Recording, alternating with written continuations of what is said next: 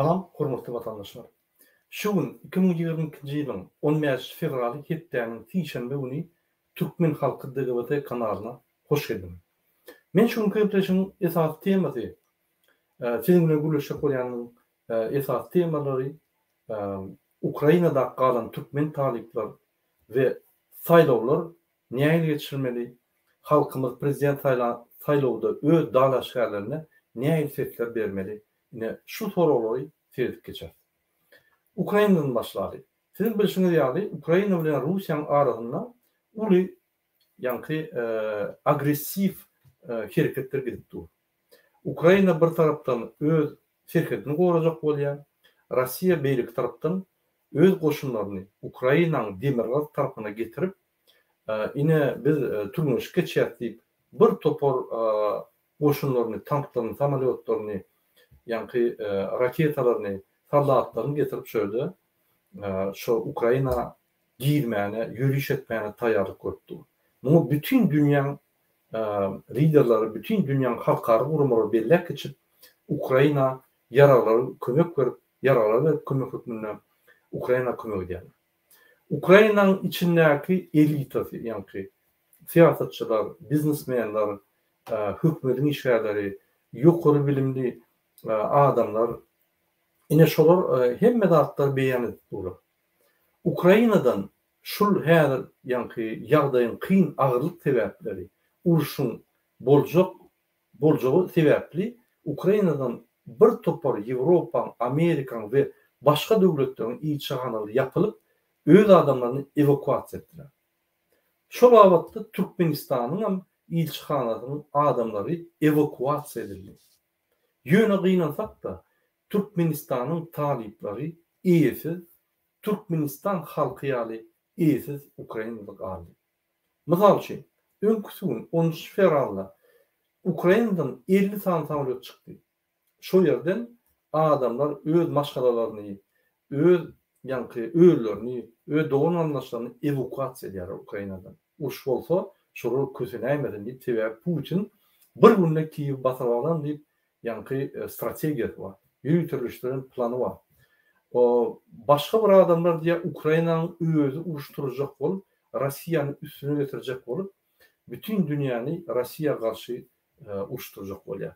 Her hili variantlar bar, ýagdaýyň bolup geçjek variantlar. Şonuň üçin biz haýsy hakykatlygyny bilemok, oňa diňe wagt görkezip ony. Şonuň üçin plan atyp. Inni şu wagtda hemme adamlar öz hupyny bora hereketler etdiler. Diňe Türkmen halkynyň gurgul talipleri, öňden märi konvertasiýany alyp bilmän, kösenýän, şo ýerde gul ýaly işläp ýören, motor sürüp, dastavkada işläp ýören oglançyklar, gyýylar, ine şolar gorosy galdy. Näçe Türkmenistanyň hökümeti Ilayda Berdimuhammedow öz vatandaşlaryny, öz ýaş nesilini Türkmenistany inni ýola ýaşlary bermeli diýip olary evakuasiýa etmeli. Näçe ilçihanaň ýolbaşçy we ilçihanaň adamlary evakuasiýany edenlerine özüniň öýlerini evakuasiýasyny eden ýagdaýlaryna näçe ýerli taliplara duýdurmadylar. Näçe o taliplaryň enatalaryna aýtmadylar Türkmenistandaky ýaşaýan. Näçe Türkmenistandaky ýaşaýan enatalar bilen okşalatdyr. Ne şuraya köp sorular görýär. Men öňüme aýtyp gelýän Berdimuhammedowlar halk bilen işi ýok. Bunyň esas maksady halky näçe gedarak edip bolsa, şonça halkdan ses gelmez. Şonça bunyň haklaryna bolar. Şonça şolary gyzyp bolar. Şonça şolaryň tebigatda, tebi waýlyklaryny ogurlap bolar. Ine bunyň esas maksady tebi waýlyklary ogurlap, öýlerini şa edip paça ýa Türkmenistanyň içine bermek. Siziň bilşiňiz ýaly, häzir Türkmenistanda ine şol sebäpli wakalar gidip dur. Entek saýlawlara geçmekden birin şu studentlaryň, taliplaryň ýagdaýyna serip geçip. Birden uruş başlaýdy. Ine şu bir saatdan ertir. Kim talipler halat eder? O talipler niye etmeli? Öýlerini evakuasiýa etmek üçin. Mysal üçin, Ukrainadaki yolbaşçılar, hükümet işgalleri, yolbaşçılar, cemiyet idaralary, cemiyet kurumları, olar öz halkyna uruş gelen ýagdaýynda näme etmeli, elinde näme almaly, nire girlenmeli, näme ýanky agensiýon hereketler etmeli, günne düşündürip gelýär. Ýöne onun üçin Türkmen talipleri ýok. Bular näme etmeli? Bular şunu ýaly instruktorlaryň daşyna alýar. Näçe tebe bularyň eýesi Türkmenistan hökümeti. Türkmenistan öz taliplerini, Türkmenistan öz halkyny daş ýurtda gorat bilmese, Türkmenistan hökümeti onu işlep bilemez. Ol iň uly ýalňyşlyk. Onu Ukrainler her wagt demaýar. Öz Türkmen taliplerini. Sebebi Türkmen talipler pulunu töläýärler, Türkmen talipler açyşdan etmeli bolýar. Türkmen talip bolsa hökman onu bergis we apşytda. Hökman onu ýagdaýy kyn, olar Ukrainler düşünüp gelýär. Sen täwada bäri. Ýöne gynansak da ýagdaýlar gowlaşar. Ine ýene bir gerek meni görkezýän Türkmenistanyň hökümeti Türkmen halkyna bir zat edenlik hereket eden. Bizim taliplerimiz agyr ýagdaýda evakuasiýa eden ok. Egerde evakuasiýa etmedik etmedik ýagdaýynda onu minimum ilçihanada ýürütip bir konsul dikip ol şol adamlar bilen kontaktda girip uruş bolan ýagdaýda näme etmeli, nire ýüzlenmeli, koordinat hökmüne garmaly. Ýöne sizin bilşiňiz ýaly olar öz-özlerini evakuasiýa edip bizim halkymyzy Türkiýede ýaly eýesiz edip, nelegal edip goýdular. Indi şo ýerde Türkmen taliplerine bir zat bolsa baryp ýüzlenmäne ýeri ýok. Türkmenistan ýok şöyle ilçihana ýak. Ine hormatly watandaşlar, men şu zatlar näme diýýän? Ukrainadaky okuyan taliplerin enatalaryny bildirýän. Sizin ýagdaýlaryň, sizin çağrın, prezidentleriň ýagdaýlaryny bu hökümet çökdürýär. Ünsürim, şo ýerde bir zat bolaýsa, siz özüňiz öz çağrılaryň kontaktda girip, şolaryň özlerini gorar ýaly bir şoň ünsüni çeker ýaly, mu ýanky biparwaýlyk bilen seyretmez ýaly, öz hok ýagdaýyny şol ýaly düşündirim. Men şunu bir näçe talipler bilen görüşdüm. Bir näçe şöyle ýaşaýan ýaşlylar bilen görüşdüm. Olar hakyky türkmenler ýaly ay bolsa bolar biz nädeli? Etçek zadymyz ýok diýip eýýän boýuna alýar. Ýani üstüne düşýär problem. Bunu ýa bolmaly. Her adam goraw bolmaly. Her adam hakly bolmaly. Öz hukukyny, ýani öz bizapaslygyny goramany mümkinçilik dölemeli. Onu diňe hökümet taýdan hökmet edilýär. Onun üçin biz hökümete, ýani hökümet saýlýar, prezident saýlýar. Onun üçin biz saýlawlar geçýär. Onun üçin prezident bizim öňümizde jogap bermeli. Bizim enatalarymyzyň öňünde, bizim çağrılarymyzyň öňünde hökümet bolup Türkmenistanyň prezidenti öz hökümeti bilen jogap bermeli. Ýöne gynansak da bu zatlar ýok. Türkmenistanyň hökümeti şu mukune kezzap, paraxor, banditler. Nine bardan paraxorluk. Bizde paraxorluk tarapyndan hiç hili kanun ýok, şu özüň gorar ýaly. Paraxorlar sana bir zat etdirende hiç hili kanun ýagdaý ýok, özüň gorar ýaly. Ine men size bir tabliça görkezýän. Şu tabliçada kartany görkezýän. Şu kartada ine şu kartada görkezilýär paraxorluk dünýäde nähil ýagdaýda. Ine mysal üçin Türkmenistany alyp görsek,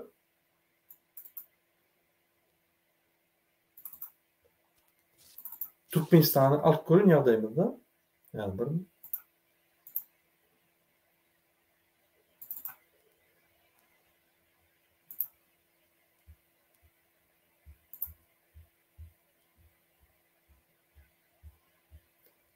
hemen şu nimeni açayım, bolmasa görkezilme. Türkmenistany alyp görsek, şo ýerde bildirýär Türkmenistanyna beýlik döwletlerde ýaly, ýani paraxor döwletlerde ýaly ýagdaý gatagyr. Näçik gatagy? Sebebi ol bütün dünya indeksi var. Bütün dünya idarlap dur şu zatları. Şu yerde bular gördü. Türkmenistan'ın içinde paraxorluk, Türkmenistan'ın içinde bir kanunluklar katı ösenligi sebepli olar indeks edip yani testler edip adamlardan informasiýalar, şöyle bakýan adamlardan ekspertlere iýerip şu ýaly bir tablice diýerler ya şu ýaly bir kartada şu maglumatlary berýärler. Ne şu maglumatlarda görnýär bir minut men size görkezeyim.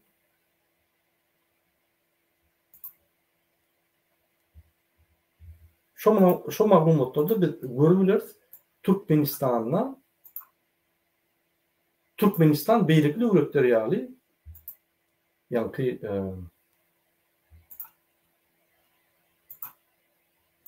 beýleki döwletleri ýa-ni beýleki paraxor döwletleri ýaly ünsüň. Ine şu ýerde Türkmenistan ine Afganistanyň ýanyna iň bir gararak zat ýani şu ýerde egerde ýa-ni ýaşarak bolsa onu paraxorluk pes bolýar. Egerde garynkyrak renkde bolsa onu paraxorlugyň özünligi bolýar. Dedim Afrika döwletleri we Türkmenistan, Afganistan döwletleri has gara. O diýdi şu ýerde ýa-ni paraxorluk indeksi iň ýokary. Men ýalňyşmasam 80 döwletden biz 176-njy ýerde. Afganistan bilen deňçer. Ine haçan biz paraxorluk Türkmenistan'da köp diýsek, onu bizler, onu bütün dünya ýürütürleşdiren ekspertler var. Olar ýa-ni sosial ýa-ni isledewaniýalar edip şu zatlar kesipler. Bular bütün dünya maglumatlary. Şu maglumatlary etmek üçin bular bir topar analizin sistemalaryny ullanýar. Diňe bir sistemany. Şoň üçin o ýerde ýalňyşlyk bir 5-10% bolup biler, ondan köp däl. Ine ünsüň özü Gazakistan bizden gowy, orset aç garynkyrak Gazakistandan erbet ýöne Türkmenistan bilen Afganistan haslara biz özöklerden hem geçýär. Sebäbi özöklerde sen prezident bilen görüşip bilýär. SMS ugradiýan sana jany derler 24 saatda. Prezident sana jany der 24 saatda. SMS ugradiýan men prezidentle görüşjek, şuýa soraw diýsen, ugradiýar sen şöyle ine şu paraxorluk edýär, bu paraxorluk edýär diýsen, derru işine goýar. Bizde hökümet bilen ýa-ni obratny связь diýär, ýygyna gelýän habar ýok. Habar diňe bir tarapdan. Ol watan programasyna berýär, edýän işlerini ýalan watan programasyna. Şondan soň ýygyna gelen informasiýany alanok, öz paraxorlaryna ynanýar, ministrler, vice-premierler, şoňa gelip gör. Halktan ses çykmasy näme şonu edin? Menem öz edýän adam edin. Men TV baýlyklary satyp pullary oglap berin. Sizem arasyna kiçik ýa-ni halky soýup gelýän, näçe halktan köp paraxorluk edip pullaryny alsaňyz, şonça men olur basyşda saklap bilýän, olur da bu. Ýene Türkmenistan adam gymmatlyklary, adamlaryň haklary, adamlara berilen konstitusiýanyň esasynda mümkinçilikler, el yeterli we deň beýlikleri bu zatlar ýok. Mysal üçin şammy mümkinçilikleri bilen alın Türkmenistanda bir biznesmeniň mümkinçilikleri deňler. Ola o mümkinçilikleri çäksiz. Biznesmeniň mümkinçilikleri sähen bir zat açda üstüne ılgak gelýär. 120 sany gurma. Görgül ya yapmaly bolýar ya diňe bankrot edip işlemeli bolýar ya kanunlar bolup garadan işlemeli bolýar. Alaç ýok. Ya da potrutçy, ya da telekeçi, ya da ýöne bir işde işleýän adam. Baydaklar töledýärler, kitaplar töledýärler, ýene bir zatlar, partiýetler, ýene bir topar zat töledýärler. O görgüliň aýlygy özüne ýeter. Molim bolsun, bir hökümet işler bolsun. Gazetler töledýärler, elektron gazetler, ýa ýene bir zatlar. Rejimiň häzir özüni saklamagyna pul berýär. Şondan nowatlar, pulo, nowatlar, çörege, nowatlar etdi. Ine şu ýaly zatlar bolup geçýär. Şoň üçin men her wagt aýdýan bizim halkymyza biz bu hökümetden hiç zada garaşmaly. Häzir şu hökümet 30 ýyllyk meýilnamany ýanky alyp, onam halk maslahatynyň üstünden tasdiklap, gysga meşguldy. Saýlawlary geçirip hiç kim registrasiýa edip ýetişmedi hali we gysga ýagdaýda ýanky gysga möhletde Serdar Berdimuhammedow prezident edip goýar. Men size bir zat edeyim. Serdar Berdimuhammedow prezident bolar. Biz Dalaşar hökmünden özümüzi hödürlesek, biz gowy düşünýär bolar. Bular konstitusiýanyň şeýle bir düzdü 30 ýyllar. Daşından hiç bir adam, içinden hiç bir adam Dalaşar bolup bilmeýär. Kandidatın öz kandidaturasyny berip bilen ok. Men size bir 4 saat aýdaýyn. Birinji, siz 15 ýyl ýygydyr ýaşamaly. Türkmenistanyň içinde Dalaşar bolmaly. Bu ýa-da hiç de ýok. Ya näme 15 ýyllap içinde ýaşan, on ýanky raýatlygy ikisi ul bolýarmy? Ya daşynma adam okap tejribelanyň raýatlygy pes bolýarmy? Ýok. Konstitusiýada ikisem. Sen içinde ýaşa, daşynda ýaşa. Sen raýatmy, sen raýat. Ol bikançylyk. Ol bular konstitusiýany öz bähwidine göre düzütip goýuşlary. Şonu Niyaz 10 ýyl etdi, Berdimuhammedow ondan gorkup sebäbi wagt geçip dur, 15 ýyl etdi. Ine şu ýaly birinji. Ikinji, 10 000 adam, 10 000 sany gol ýygnamaly, pasportlary hemme zady bolar ýaly. Ine özüňiz pikiriň, diktaturu güýçlü Türkmenistanda. Protest geçirip bolany. Prezidente garşy çäre hiç kim geçirip bolany.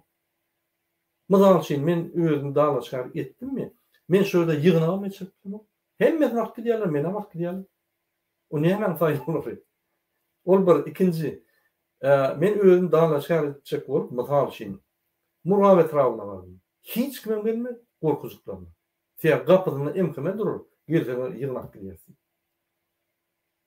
Hemme zat ederler, şu bolmady ýa. Her etrapdan 3 adam ses vermeli. Men etrap aýdynjak bolsam, mysal üçin men ýa başga bir tapagy ýok. Ol mümkin. Onun bir zat häzirki karantin ýapyk wagtlary sen näme çäre geçirjek? Dalaşar bolmaly. Sen näme etrapdan etrapa geçip, vilayatdan geçip, ýygnaklar geçirip, ýanky öz adamlaryň sana gol berjek adamlar, sana ses berjek adamlar ýygnajak. Ol bir. Birine ine men saýlawlarda Dalaşar boljak. Men gollan diýsem, ol golayan wagty, ýa golan wagty, ol hemme dokumentler ýygnan wagty, onam saýlaw komissiýasyna tapşan wagty ol adamlar kösärdi. Sana da ahir, ay bula atkaz etdi, bulan bu pasportu doğru değil, bu yeni oradat edip, bürokratik ýagdaýda sen aýrylma. Mümkin. Ine şoň üçin men her wagt diýen, bular bir kanun saýlawlar geçirýärler we bir kanun ýagdaýda prezident bolýarlar. Onu zahvat diýär. Onu belirleniş diýär saýlawda. Türkmenistanyň özüne prezident diýen Berdimuhammedow özüni öz oğlunu belliye prezident edip. Yine şonu bilmeli. Inni vatandaşlar, men şu zatların hem çıktı gurulmalı sebebi biz doğru düşünmeli. Biz häzir pikir edýär, ine prezident saýlawlar, men öz ýanky kandidaturam berjek. Näçe köp kandidatura bolsa, şonça bol. Ýöne biz bir zat düşünmeli. Biz häzir öz ýanky saýlaw kampanyamızda görüşüp bütün dünya biz opozisiya, biz görüşüp bilýär. Opozisiya içindäki Dalaşarlardan güýçli, yerlikli programmalar, ýa meýnamalar dogry, öýler tele debat edip beýleki ýa Dalaşarlar bilen deňeden gidişip bätleşlik edip utup bolýanyny görkezmeli. Ine şol ýa manisi, esas manisi şol. Bizim geçirýän alternativ saýlawlar. Ol ýalňyşyp pikir etmeň, Berdimuhammedow atstavka gidýän, men ýadadym, indi ýaşlarym öwrüni çekileni bir topar adam aýyny içine baryp saýlawlar var geçirmeli diýen şeýdi düşünýär. Ýok. Berdimuhammedow 10 fevral çeldi. Yani 11 fevral çeli 5 vazifet vardı. Birinci vazife Türkmenistan'ın prezidenti. Avtomatik ýagdaýda Türkmenistan'ın ministrlik kabinetini yol açtı. Üçüncü, ýokary serkerde. Bütün Türkmenistan'ın goşunlaryny, harby goşunlaryny ýokary serkerde. Dördüncü, Türkmenistan'ın hukukçuluk geňeşini yol açtı. Beşinci, halk masalaryny yol açtı. Enüňferim 10 fevralda hemmeler telewizorda görkezip, ay mena ýagladym, atstavka giden inni ýaşlar, ýol ýaşlamak diýip bir topar adamy alla, ulun dowdum ynanyp, o meşilden bäri bir Allah gelýän adama ynanyp, ay saýlary bar diýip pikir edýärler. Ýöne hakykatdan bolsa, konstitusiýaň esasynda bir adamyň behbudi üçin saýlanan we düzülen konstitusiýaň esasynda haçanda Türkmenistan'ın prezidenti atstavka giden ýagdaýynda Türkmenistan'ın konstitusiýasynyň 76-njy maddasyna görä ol bir wada Türkmenistan'ın prezidentlikden Türkmenistan'ın ministr kabinetinin ýolbaşçylykdan gidýär we serkerde başlyk bolýar. Ýöne şol wagtda onun derejine halk masalasynyň ýolbaşçysy ýene gelýär. Kim gelýär? Berdimuhammedow gelýär. Ol şol bir kabinetde, şol bir ruçkasy bilen, şol bir ýanky donjagazy bilen, şol bir tahyýajy bilen, şol bir adamlar bilen, şol bir hökümeti bilen otyr. Ütken zat ýok. Sebebi kaçan ol wagtlaýynça ýerine ýetirji prezident bolsa, ýene Berdimuhammedow gurban boly, onda ol ministrler kabinetiniň wagtlaýynça ýolbaşçy bolýar. Ve şol wagtda ýene de wagtlaýynça ýokarky serkerde baş bolýar. Harby goşunyň serkerde baş bolýar. Näme ütkedi? Beş ýerde Berdimuhammedow bardy. Atstavka gitdim, ýagdadım, ýaşlara ýol berjek diýip ýene beş ýerde Berdimuhammedow. Ol wagtlarda napýorsynçy diýär ýanky bir şaryk goýup, seni Allah, sen puluny alýarlar. Sen hökman uturma çöldü. Senin variantlar ýok. Ine şol ýaly bular Türkmen halkyny oýnap, maşennikler, hakyky kezzaplar, syýasy kezzapçylyk bilýär. Ol ykdysat kezzapçylyk edýän adam indi syýasy kezzapçylyk edýär. Ine şuňa syýasy kezzapçylyk bilýär. Vatandaşlar, men size näme üçin şu zatlar jikme-jik düşündirýän, siz bilmeli, Türkmenistanda diktatorlar nähili syýasy kezzapçylyk edýär. Siz maňa diýerdiňiz, han Suwutnama konstitusiýa sedin. Men her çykyşymda konstitusiýaň maddasyny alýam. Size men ýaly okap bilýän, size men ýaly görüp bilýän. Türkmenistanyň saýlaw kanuny şöyle diýär. Indi gelin biz siret geçelim. Nähili ikinji soramyza gelelim. Nähili Türkmenistanda saýlawlar bolmady? Nähili geçmedi? Nähili bizim halkymyz daşynmaky alternativ saýlawlara gatnaşyp öz dalaşgärlerine seslerini beripdiler. Ve şu sesler näme üçin gerek? Egerde şol saýlawlar hakykatdan Türkmenistanyň içindäki bir kanun saýlawlarda saýlanan Serdar Berdimuhammedow ayırmasa ya da şoňa päsir bermän ýene de şo prezident bolýan bolsa, onda näme üçin biz şu zatlar geçirýär? Gelin men size şu zatlar düşünýär. Birinci, hormatly vatandaşlar, Ferdim, Türkmenistan'da nähili saýlawlar geçmeli? Hakykatdan. Türkmenistan'da bütün dünýä adam hukuklaryny gorayan jarnama. Şu jarnamanyň esasynda Türkmenistanyň OON bilen, Ýewropa bilen we beýleki internasional halkary gurumlar bilen çeken konwensiýalar bar. Çeken şertnamalar bar. Şu şertnamalar adam hukugyny demokratizasiýa edip, adam hukugyny has gymmatlykly diýip olar gorýar.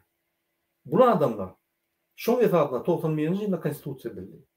Bu adamlar şo konstitusiýany ütködüp onu şeýle bir netije getirdiler. Häzir konstitusiýa ol nede bütün dünýä adam hukuklaryny gorayan jarnama deňelýär, nede bütün dünýä konwensiýalaryna. Ýani konwensiýalardaky maddalara deňelýär. Diýmek. Bu konstitusiya bir kanun. Demek bu konstitusiyadaki käbir maddeler olur işlenip sebebi konstitusiyada yazılır. Bütün dünyanın halkara konvensiyaları, Türkmenistan kol çeken konvensiyaları şu konstitusiyadan has yokladı. Yani adam hukuku koyan jarnama, bütün beylik halkara konvensiyaları ve şartnamalar. Demek şu şartnamanın etrafında istenen adam Türkmenistan'ın içinde daşınma. İstenip vakt Türkmenistan'ı yıl dağılış her bol şu sayılı katmışım. Ferim, biz alternatif sayıları geçiriyanımın sebebi içinde sayılı der. O gülkünç. Yine şu sayıları içinde geçiyen sayıları ve bizim alternatif hakiki sayıları geçirip bütün dünya gülkünç. Opozisiyanın güçlülüğünü, opozisiya şu derecede sayıları geçirip verip demokratik prinsipte hem medatlar çözüp bilenini görkecek oluyor. Ve Türkmenistan'ın içinde demokratik sayıları yani açık sayıları bolmayanlarını şu yerde dağlaşkar bolmayanını daşınmak opozisiya işine giyip bilmeyenini görkecek oluyor. Bize şu sultanamalı verir. Ondan sonra ikinci etap o sultanamaları alan sonra biz ne medülüyor? Mezide her aytsak. Biz köp zat biliyor. Hakikaten şu sayıları yatırılmıyor. Bizim esas maksadımız şunu edip Türkmenistan'ın içine hem opozisyon güçleri girmene mümkünçülük döredip içinde hemmelerin katnaşma bilen açık sayıları geçirmek. Yine maksat. Şunun için ben hem mehmede diyeyim. Siz teyade durmuş isteyeniniz mi? Siz hakikaten kanun esasına öz seslerinizi verip öz bahtlı gelecek durmuşu sayılacak bolyanız mı? Yine her kanun esasına yürüyte 7 yılda bir gerek. Size şu mümkünçülük veriyor. 10. Mart'ta çelli gelin de sayılı olarak katnaşın. Türkmenistan'ın içindeki sayılı olarak katnaşman. Onu ignoriyor etmeli. Barmaller şöyle. Çağrılsa da barmaller. O sizin hak hukukunuz. Baradınız gelse baryanız, barmanınız gelse barmayanız. Siz şöyle barmaller. Siz şöyle yafkanı yankı barlayan adamın gürközmeli.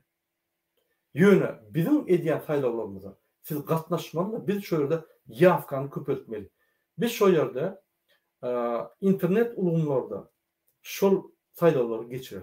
Onun içinde bir adım Hamedov olur, geldi Karizov olur. Kim özünü dağlaşar deyip hata veren olsa biz hem birer koyup hem sosyal ulumlarda geçirip biz hakikati okuyoruz. Kim olsa şolusun. Biz demokratik sayıları okuyacak oluyor. Bütün dünyanın önüne yine sayıları şeyli oluyor. Yine Türkmenistan'da da beyli oluyor. Bu bir kanun sayıları yatırım için. Yine sizden haş ediyor. Siz öyle dalaşkarına da ne ses verip biliyorum. Ben şu arada ayratayım size bir bölümler ederim. Her bir informatik ulumunda işleyen spesyalistlerin gülüşer. Nesip olsa biz şunu yani özleştirip sizin dikkatinize hüdürler. O dine bir gün işler 10. Mart'ta. Biz onu test hükmünden yani önünden geçirir, edip görür ve 10. Mart'ta geçirir, açar. Yine ona çelli videolar çıkar, düşündürüşler olur. Siz görürsünüz. Yine şu yerde siz Türkmenistan'da oturup, Japonya'da oturup, Amerika'da oturup siz öz sesinizi verip, öz geleceğinizi saylarsınız. Kime verseniz şunu verin. Serdar Berdimuhamed'e veriyor mu? Şunu verin. Özünü saylan. Men şu çıkışım, düşündürüş çıkışım. Men bu çıkışım agitasiya çıkışım de. Yani şunun için size düşündürüyen bir demokratik opozisiya toplumundan yine şu mümkünçülükleri halkına da verecek. Biz yine öz agitasiyamızı etmen şu mümkünçülükleri açık sayıları görküzecek oluyor. Biz katı düşünüyoruz. Bu prezident sayıları değil. Uton adamın prezident bolup bilmez elbette. Yöne bütün dünya önüne biz görküzür. Opozisiya içine hemmeti giriyor. Demokratik opozisiya belli ki disidentler öz başta siyaseten taraftaryanlar yakıcı gruplar, topluluk kim olsa çok olsun. şolorun arasında beyatleşik bolly. Şolordan kim tuttu şonu? Mümkin demokratik opozisiya tutmaly. Ýöne bize öz şol prinsipleri açyk saýlaw. Biz birinji günden beri aýdyp gelýär. Bizde Türkmenistanyň açyk saýlaw. Ine biz şonuň ýanky tarapdary. Indi men öz kiçik agitasiýamy etmeli bolýan sebäbi men demokratik opozisiýanyň dalaşýary, şu prezident saýlawlarynda tarapyndan dalaşýan prezident saýlawlarynda men öz aktivistleriň öňünde boşlamalar aldym. Men şonu ýerine ýetirmedim. Mende şans ýok. Şonuň üçin men öz agitasiýamy edýän. Hurmatly watandaşlar, 12 Mart'ta geçirilecek alternatif prezident saýlawlaryna gelip seçilebilýär. Bir kanun ýagdaýda hemme hakları gödök bolup, konstitusiýany gödök bolýan Berdimuhammedowyň saýlaw diýip atlandyrýan ýöne öz ogluny bellenilýän saýlawlara gatnaşmak. O saýlawlarda sizin seslerinizi ogurlarlar. Siz bark bilseňiz televiziýa alıp hemme dünýä ýaýradyp ine adamlar geldi diýip hemme dünýäni ağlap barmadyklaryň seslerini sizin seslerinizi diňe Berdimuhammedow berdi. Haçanda siz barmasaňyz olarda materialy ýok. Ýöne biz online'da seslerin gelişini görkezip bütün dünýä habar berer. Nähili mümkin bütün dünýäň seyircilerini de haýyş eder. Bizim bilen bile online'da şu zatlara izahlandy. Görür. Bizim tek şu zatları ömrümizde birinji gezet görýär. Onun mümkinçiliklerini doğru bilemiz o. Şonuň üçin biz üstüne işletdik. İkinci, Türkmenistanyň diktatorlary bizim haklarymyzy ogurlap, inni her saýlawlarda ses bermeden ogurlap, ýene de bizi 30 ýyllyk diktatura akitjek bolýar. Bizim şu zatları durulmaly. Onu Berdimuhammedow durulmaly. Onu Türkmen hökümeti durulmaly. Onu diňe bizim halkymyz durulmaly. Ine sizi 7 ýyllar edip gelýärler, şo ýerde bir gün bolýar. Haçanlar sizin sesinizden Berdimuhammedowyň ýa prezidentin ykbaly bolýar. Ine şo gün 12 Mart ýadyňyzdan çykarmak. Hökmanyň gatnaşygy. Dost ýalarymyza hemmetini düşündirin. Biz siyasata goşulmaly. Biz geljegimizi saýlajak bolsak, biz Türkmenistany üstürjek bolsak, biz Türkmenistanyna döwüşimiz açyp geljek bolsak, hemmemiz deň şertde tebigy waýlyklary deň şertde biz peýdalanjak bolsak, hemmemiz deň hökümetde we hökümetde işleýän adamlar hemmemiz onu biz 12 Mart'ta gelip öz haklaryny kime berseňiz şoňa berýär. Ýöne demokratik opozisiýa size näme hödürler? Demokratik opozisiýa sizin seslerinizi, sizin haklaryňyzy gorar. Sizde gaýdyp hiç wagt ýollar açmaly, propiska, Türkmenistanyň içinde bir vilayetden başga vilayeta geçmek, ya bu vilayette yaşasan o vilayette işlemek bolano, ya da daşına gidecek bolsan immigrasiyadan ruhsat almaly, ya da çäre geçirecek bolsan mümkinçilik ýok, ya da biznes açacak bolsan mümkinçilik ýok, ya telekeçi boljak bolsan mümkinçilik ýok, ya da potroçy bolsan seni ağlap türkü diýerler ýerlerini. Ine şu atlary ýadyňyzdan çykarýan eder. Biz sizin haklaryňyzy diňe gorumak, biz köpeller. Sizin haklaryňyzy. Hökümet size hyzmat eder. Bütün dünýä adam haklaryny goruyan jarnamyň esasyna konstitusiýa düzülür. Şo ýerde bütün dünýäň esasy ýaşaýyş prinsipi adamy gorumaly. Hökümetler gurulýa ýürüýte adamlara hyzmat edip şolu gorumak üçin. Ýöne haçanla şu prinsipler işlemek bir babatda haçanla hökümetdäki giren kezzaplar betbaçylar salýan ukypsy adamlar gelen ýagdaýynda halkyny betbaçylar salýan ukypsy adamlar gelende şo döwletiň ýolbaşçysy, şo döwletiň hökümeti öz halkyna garşy işläp başlaýar we öz halkyny betbaçylar edip edip şonu çukur etdi. Ine şu bolmaz yani. Bize teali hükümet gerek. Özüm demokratik. Şonun için men size her wagt aýdýan.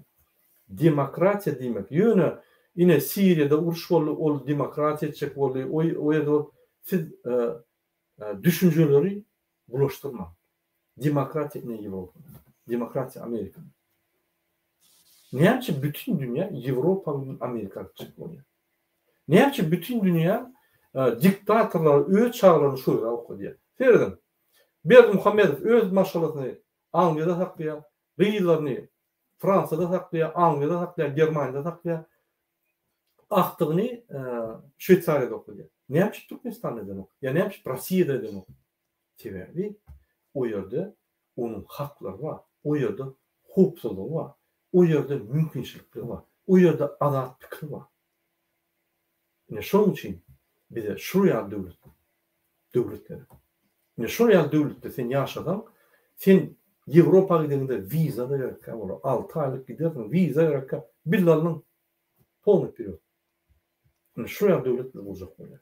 Ine şoňa adam gymmatlyklary, demokratik prinsipler. Men ykdysady meýilnamalar boýunça, sosial meýilnamalar boýunça aýdyn çykyş eder, ýöne siýasy prinsipler ine şu. Demokratik opozisiýa teýip koýdurýanlar. Şonuň üçin bize gollaw gerek. Şonuň üçin bize sizin kömeginiz gerek. Biz saýlawlar geçirýärkä bize hemme adamlar gerek. Kim şu pikirler bilen alanyşan bolsa, gelin de bize bolun. Gelin bize kömek edin. Kompýuterçi bolsaňyz informasiýon tarapdan kömek edin. Egerde terjimeci bolsa, terjime tarapdan kömek edin. Egerde ykdysadyetçi bolsaň, ykdysadyet tarapyndan kömek edin. Bize kömekler gerek. Biz inisiatiwny gruppa guradyk. Biz ştab guradyk. Şo ýere gelip vekil bolup öz ölçükleri bizim bilen etmeye başladı. Ine şoňa biz çağırýar. Biz size mundan başga da köp azatlyklary, el ýeterlikleri bolýar eder. Men gysgaça aýdyp geçdim. Sizin hemmäňizi demokratik opozisiýany gollamaga çağırýar. Sebebi demokratik opozisiýa her wagt öz maksadyny öňüne, iň öňde azatlyk goýar. Türkmenistanyň azatlygy köpden bäri Türkmenistan halkyny garaşypdy. Ol azatlygy bize hiç kim bermeýär. Ol azatlygy biz el ýetirip almadyk. Ine şäherden 10-njy wagtda her kim öz elini ýetirse, şol azatlyk bize berýär. Sebebi biz alternativ saýlaw geçirip, gatyşak wagtda şu bir kanun saýlawy ýatyryp, bütün dünya gurumlary haýyş edip, Türkmenistanyň içine giýýär we hakykatdan ham prezident saýlawlary geçirmeli. Ine şoň üçin biz görüşýär. Men öz ýoldaşlaryma, ýyldaşlaryma, watandaşlaryma aýdýar. Kimde kim öz dalaşa hökmünde belirlese, doğru düşünmeli. Biz prezident saýlawlarda hakyky dalaşa eder. O saýlawlarda saýlaw ýok. O ýerde bir dalaşa bar. Onuň ady Serdar Berdimuhammedow. Bizi içinde hiç kim kabul etmeýär. Ne saýlaw komissiýasy, ne bize mümkinçilik berildi. Biz o mümkinçilikleri at bilen biz şonu boyun almak.